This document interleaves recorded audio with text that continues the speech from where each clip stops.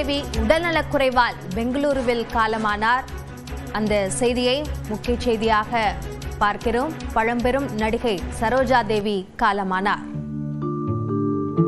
உடல்நலக்குறைவு காரணமாக பெங்களூருவில் அவர் காலமானார் என்ற செய்தி கிடைத்திருக்கிறது. இது குறித்த கூடுதல் விவரங்களை நம்முடைய சிறப்பு செய்தியாளர் செந்தில் ராஜாவிடம் கேட்கலாம். செந்தில் ராஜா, நடிகை சரோஜா தேவி உயிரிழந்திருக்கிறார். என்ன உடலில் பிரச்சனை அவருக்கு இருந்தது? அவருக்கான வயது என்ன? பின்னணி குறித்த விவரங்களை பதிவு செய்யுங்கள். பழம்பெரு நடிகையான சரோஜா தேவி தன்னுடைய வயது மூப்பின் காரணமாக தான் அவர் காலமாக இருக்கிறார். குறிப்பாக அவருக்கு வயது 87 ஆகிறது.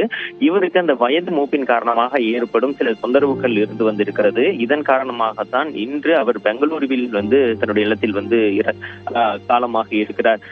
தமிழ் சினிமாவில் பார்த்தீர்கள் என்றால் 1958 இருந்து முன்னணி நடிகையாக வளம் வந்தாலும் இவர் ஆரம்ப காலகட்டத்தில் கன்னட சினிமாவில் புகழ்பெற்ற அறிமுகமாகி புகழ்பெற்ற ஒரு நடிகையாக இருந்தார். அதற்கு பிறகு தமிழ், தெலுங்கு என அனைத்து மொழிகளிலும் நடிக்க தொடங்கி இருந்தார். குறிப்பாக எம்ஜிஆருடன் அதிக படங்களில் நடித்து ஒரு மிகப்பெரிய ஒரு புகழ் பெற்றார் என்றே சொல்லலாம்.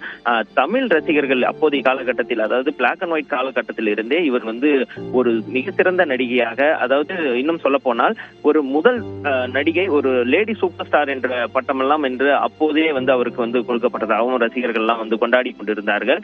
அந்த அளவுக்கு இவர் தன்னுடைய நடிப்பாலும் தன்னுடைய அந்த எக்ஸ்பிரஷனாலும் ரசிகர்களை கவர்ந்திருந்தார் என்று சொல்லலாம். அவருடைய அந்த குரலும் ஒரு தனித்துவம் வாய்ந்ததாகவே இருந்து வந்தது. குறிப்பாக பார்த்தீர்கள் என்றால் எம்ஜிஆர், சிவாஜி என, ஜெமினி கணேசன் என பல முன்னணி நடிகர்கள், அப்போ தமிழ் சினிமாவில் இருந்த அனைத்து நடிகர்களுடன் இவர் நடித்திருந்தார். தமிழ் மட்டும் இல்லாமல் கன்னடம், தெலுங்கு என அனைத்து மொழிகளிலும் அனைத்து முன்னணி நடிகர்களுடன் அனைத்து வெற்றி படங்களிலும் இவர் இருக்கக்கூடிய ஒரு சூழல் என்பதெல்லாம் இருந்தது. அதன் மூலமா தான் அதிக ரசிகர்களை கவர்ந்து ஒரு பெரிய நடிகை, முன்னணி நடிகை என்ற ஒரு இடத்திற்கு வந்தார்.